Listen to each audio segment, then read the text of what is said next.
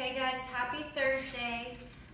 Sorry that I'm not at school with you, but I know you're going to be very well behaved for the sub, and I hope you enjoy the beginning of the new unit. And so what you're going to be doing today is you're going to get one of the square pieces of paper, and there's instructions on the board on how to use the ruler and how to divide the paper.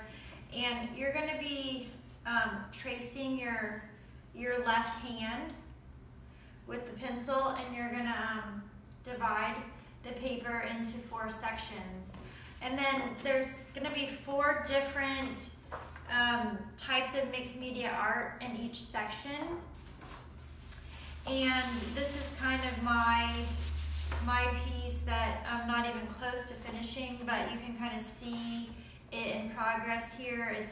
There's my handprint, and I've started the different mediums, and I'll continue to work on mine, but I wanted you to see what it looks like in progress. And then when we're completely done with these, the really fun part is that at the very end, we're going to cut them into 4, and then you're going to trade these with 3 other people in the other classes, and then we're going to kind of put them back together like a puzzle. So you'll end up having like a collaborative piece, so that you have like mixed media pieces that are shared with other people. And so the reason why we're doing this, and kind of the inspiration behind it, is that we're celebrating Art Feeds Day. And Art Feeds Day is November 21st, and I'm just going to tell you like as quickly as I can the story behind it. So about 10 years ago, a woman named Meg, she founded an organization, and the handprint actually stands for, it represents the value and importance of every individual that Art Feeds has impacted. And so her story goes back to when she was 19 years old and she was volunteering in a classroom. And there was this little 6-year-old boy in the classroom. He was always like very lethargic.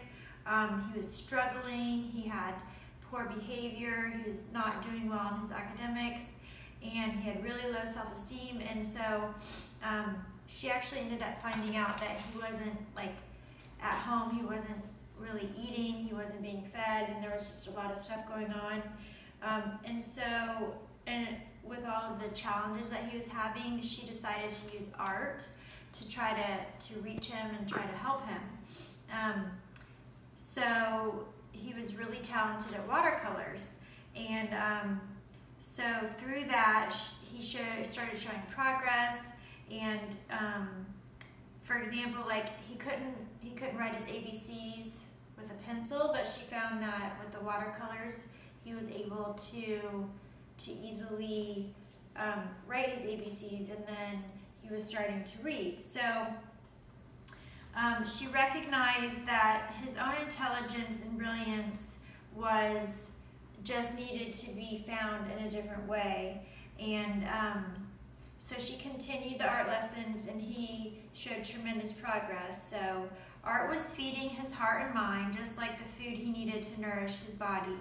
And so that's where the name Art Feeds came from. So I'll continue to tell you guys more about it when I get back from my conference out of town. I hope you have a great couple days, and I'm really excited to see the progress that you've made while I'm gone. All right, I'll see you on Monday.